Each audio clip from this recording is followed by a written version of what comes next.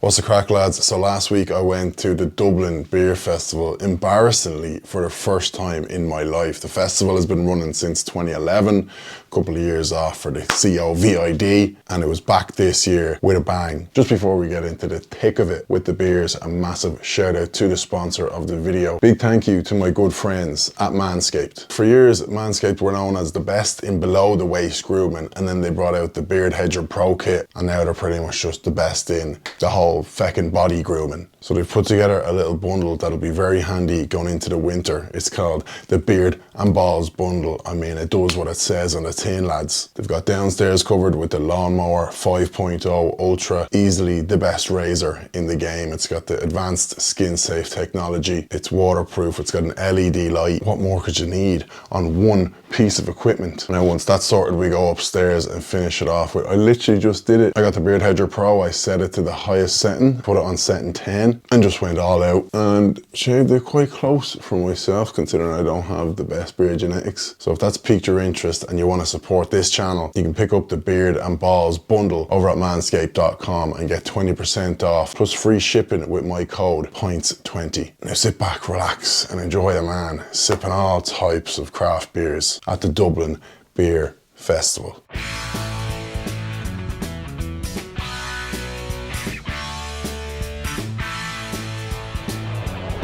Howdy lads, welcome to a very busy day here in the RDS. I am at the Dublin Beer Festival. So you walk in, first things first, you scan your ticket, then they give you this beautiful Dublin Beer Festival cup. I believe the process is, very sustainable, reduce, reuse, recycle. You go around to all the different pub setups, breweries, whatever you want to call them. You have a drink, you wash your beer cup out instead of having a load of different cups getting thrown around the place. It's only 3:30 in the afternoon, the vibes are high, so let's have some beers and have the crack. What way should we attack this now? We've got Rye River, Killarney. I've been buying the Guinness Nitro Surge cans. Right. And I've been drinking them. And then it wasn't until today yesterday, that I saw the directions. And I was like, holy shit, there's an attachment that goes with this. I need to look. You were just cracking them open and pouring them? Cracking them open. So was it horrible? No. I mean, it was alright, was it? No, it wasn't horrible. Was there any head on it, like? Yeah, there was, but it wasn't like a proper pour. Though. Yeah.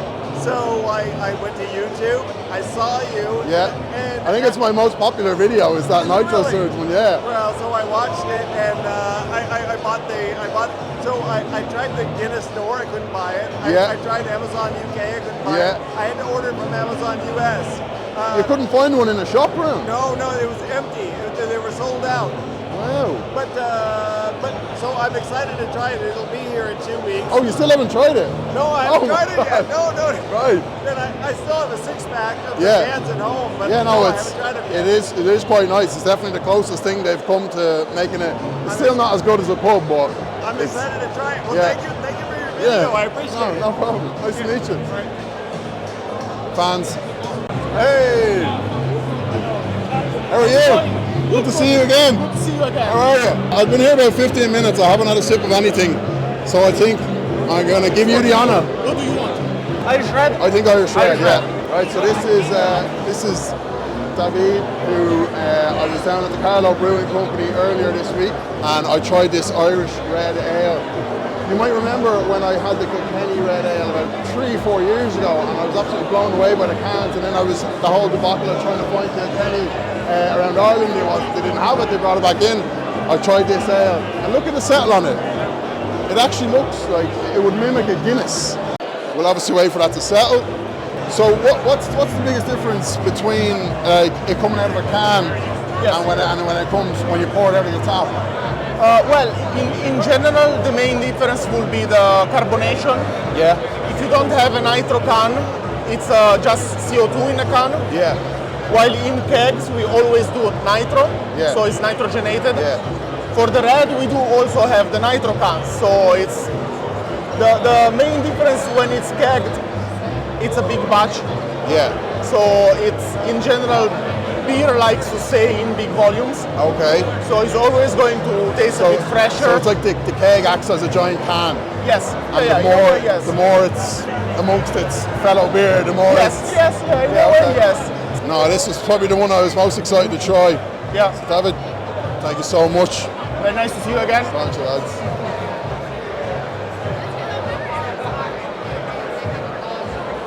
Oh, good. I love it. Nice. I absolutely love it. Like, take the cream is inside it. Honestly, from the top, that looks like a stout. And it just is a perfect mixture of a red ale, which I love. But usually a red ale, I don't think it's that creamy. Yes. Red ale and a stout. This is a bit oh my richer. God. So about 30 Irish breweries, Right. and then 12 international. Jeez, that's So incredible. you know, a lot of festival beers from the Irish guys, and then most of the international breweries have 3 or 4 beers that would never have been in the market here before. So. And last question, what someone comes in here, they're like, Yeah. I don't know where to go. Like, I don't want to get too drunk. I don't want to have a million beers. Yeah. What's the tactic? Like, start here and work your way around, or just? Yeah. So first thing, grab one of those cups. Yeah. You ready? Like usually tell people, have a little browse around. Yeah. And so a lot of people come in maybe already having looked up, you know, the menus online with 1 or 2 things in their mind, or a brewery that they like and want to see what's their specials. So some people are coming prepared. Some come in just because they want to have a fun festival. You can just talk to the people serving and say, look, this is what I like, and that's it. And that's the whole thing here is. Like all the stands have the brewers and the knowledgeable people behind the bar, like they're the founders, the brewers. Yeah. So it's a rare opportunity to talk to them about what they do and get it from the horse's mouth kind of thing. Exactly, from the horse's and mouth, everybody's here to talk. Like it's believe it or not, this is about education and informing people and you know and have a little bit of fun on the way. Yeah. Brilliant. So Seamus, thank you so much. Yeah, thanks for coming along. Absolutely, James. I'll see you Enjoy the beer. again. Basically, I'm a little bit more familiar with the setup now. Like Seamus said, there's 30 Irish breweries have come here, set up their stations. There's 12 international breweries. You've got Netherlands, Canada, USA, Czech Republic, all the way across to Sweden and Hungary. I guess that's the case of just going up and saying, give me what you got. Like it's like I said, you come in here, 50% of the people are probably coming for a piss up, 50% are coming because they're like beer nerds, and everyone just kind of mixes. It's a very calm, relaxed crowd, but again, it's only about 4 p.m, so we're going to go have a look outside now as well. I think there's more food outside, but we'll see what the crack is out there. How are you? So yeah, it's not really like people often talk about pairing food with beers. It's not really a sort of, I don't know if I would have expected it to be more like this food goes with this beer, but it's just literally grub if you're hungry, which is obviously what people need as well. I mean, that concludes the food part of the video. Let's get back to the beers. What is that? Sours is the American USA. I don't know what it is. It's not fruity beer, but it is next level. Nice. I love Guinness. Are you just flat out on the sours today? Because this was said with this beer festival, right? Obviously, O'Hara's, Rascals and stuff like that. We can try that anytime. Yeah, true. You get me? But all the American, so you've gone up to the American, Canada, Hungarian what ones, you the got. ones you can't get on a day-to-day basis, Right. basically. And loving their stuff. And would you be the type to come to somewhere like this and go, I'm going to I'm going to explore. You're going to explore. I'm going to explore. Like if there was a Guinness, like if there was a Guinness corner and they had all these new ones, I wouldn't bother. Yeah. I'll be here for the stuff that you can't get every day. Yeah, love Get that. me? Brilliant. Lovely.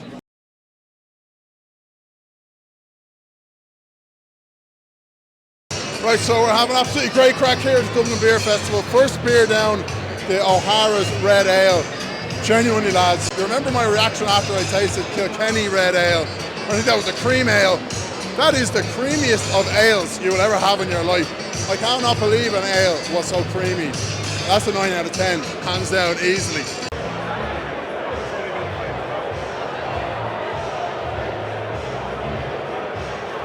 You're taller than you look on the tree. I know, yeah, I know. How are you? What's the crack? How are you? Not too bad, man. Yourself? Trying all these different beers and all that. See how many we can drink. How are you, mate? What's the crack? So if you can see up on the board here, we've got like the 6 or 7 different options. There's an Imperial Stout, 9.4%. Your man outside actually made me think, because I can get Wicklow Wolf and I can get O'Hara's whenever I want, but I can't get those international beers whenever I want, so we'll have to definitely try one of them. That's just going to be a lottery. Just go up with the cup and go, please sir, give me some more. Can I get the stout, please? Yeah, thank you. Thank you very much. So this is the Wicklow Wolf Black 16 Stout.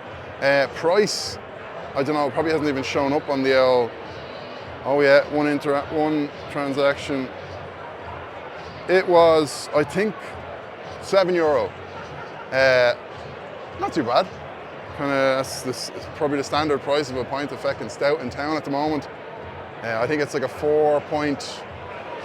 We have the B-roll. We'll put it up instead of me trying to guess. Anyway, sláinte.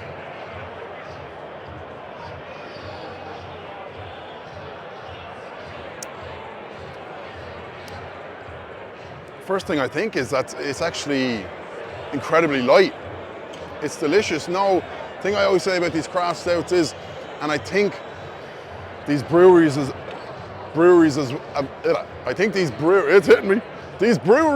well, people that I've talked to have said that like 10 years ago, certain people in the craft beer industry felt that other people in the craft beer industry had this sort of us against the world mindset that, oh look, if it's too strong, if it's too chocolatey, if it's too this, you, if you don't like it, feck off. Whereas 2024, there's a bit more of an open door policy. They're gonna make the stouts like this that people like me with not the most defined palates will enjoy, and then that in turn will make you maybe more curious about trying other stuff. So this is like the gateway drug, is that what I'm trying to say? Yeah, the gateway drug, the gateway stout into trying more kind of complex ones, because this is very drinkable, very sessionable, as they say in the craft stout world, and quite light, a little more of a roasted flavour. But honestly, that is very drinkable. You'd suck down fucking 10 of them, no problem. Bruce, how are you? Are you under pressure here, or are you chilling? In a good way, because we got loads of people, which makes it loads of fun. Yeah, and so today is Saturday, it's around 4 o'clock. Are you? It's already pretty wild in here. Are you expecting it like to get crazy later on? No, I think it'll just be steady. People come and go throughout the day, so it'll keep this kind of vibe right till about 10 p.m. And how did you get involved in the Dublin Beer Festival? Well, I met a really great Irish lad by the name of Seamus O'Hara back in 2011. Yeah, we were just chatting to Seamus. I called Board B and I said, how come there's no beer festival in Dublin? Okay. They said, funny enough, there's a guy named Seamus O'Hara who wants to put one on. Would you like to meet him? I said, sure.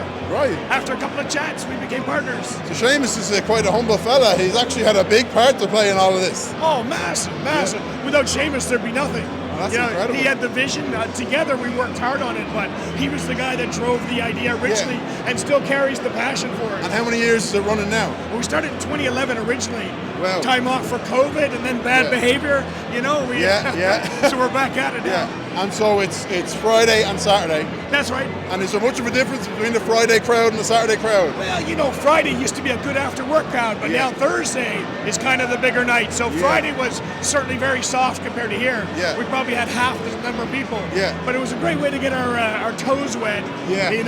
Figure out all the little nuances we needed to juggle. And it's made us in great shape for today, which is why we can handle the big crowd. I get you. And last thing, and I asked Seamus the same question. Yeah. I'm kind of a person who is used to just drinking the same, I'll pick one beer and I'll stick with it. Someone like me comes in here, they go, oh wow, there's 40, 50 options. What do you advise them to do as opposed to just having one of each? Like, do you think go up and ask, or what's the best way to go about it? When you go over to talk to one of the brewers, the first thing they'll probably ask you is what you normally drink. Yeah, okay. And they're going to start with a taste of that, and you just get a little taste of it in the bottom of your cup and go, So you don't have to have a full pint. And you certainly don't. And if that's not you say no problem. Yeah. Rinse, go on to the next thing. So it's a bit of trial and error. Yeah. You find something you're happy with, and it starts to expand your understanding and what you might like to try. Yeah, and then you become more open then to everything else. Like the whole food movement, right? Yeah. We're all eating much better and different food than before, so beer's just on the same journey. Bruce, you're a legend. Oh, thanks, Darren. All the best, all right? Likewise. All the best in it. Thank you very much. Cheers. Cheers, guys. Right, lads, so you could argue that we've kind of played it safe so far. We've had O'Hara's and Wicklow Wolf. We've gone as far as Carlow and Wicklow. I think it's time to just go completely unknown. There's an international wall over here. I'm just going to go up to someone and say, give me what you got. I think we just go to the Hungarian queue because it's quite small. I like the look of the guy in the mustache. There's a fucking beer up there that's 13.6%. That is bonkers. And it's a stout. Ah, lads. It's a call of my name. Hi, how are you? Fine, what can I get you? Can you quickly tell me about the 13.6% stout? What makes it so strong? We use so many modes. So many what? We use so many modes for that. Okay. Okay, yeah. Can I try that? Yeah, definitely. Okay. Thank you. Don't know what he said. Oh yeah, perfect.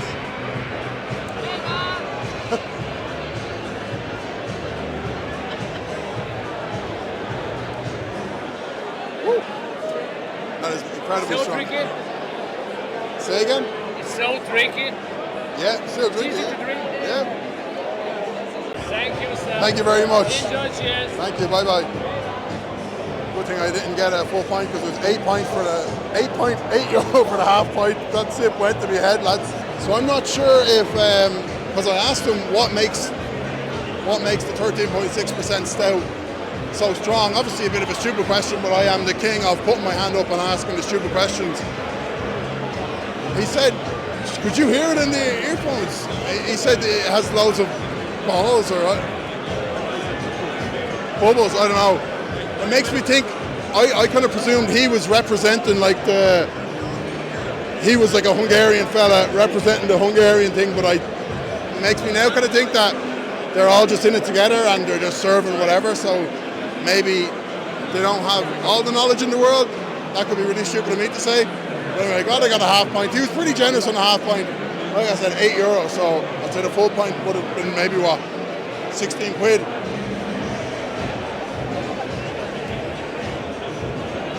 Oh baby. Who the hell is drinking, like, people must be having sips of it. Or sipping it like a whiskey or something. That's like when you have a shot of feckin' whiskey and it just rips down your throat and you're like, whoa. Like, it is tasty. I'm not there yet on my craft stout journey to be able to understand why you would get something so strong. But that's just me. I'm a beginner. Will I ever become an expert in craft stout? Probably not, because I love normal pints of stout so much. Right lads, so that's a wrap from me from the Dublin Beer Festival. Like I said, came in not knowing what to expect. Had a really good time. Talked to a couple of brewers, talked to the main men involved, and would I recommend coming? By the time you see this, it'll be over. So would I recommend coming to the Dublin Beer Festival 2025? Absolutely. Like I said, it's still only like 4 or 5 o'clock early in the day, but it seems like a mixture of people who are, there's half the people are just here for a good time, half the people are here to explore their palates and actually figure out maybe their new favourite craft beer. But all around a good vibe. There's kind of young and old, and just seems like a really good way to spend a Friday or a Saturday afternoon / evening. That's it from me from the Dublin Beer Festival, reporting live out in the field. We'll see you in the next one.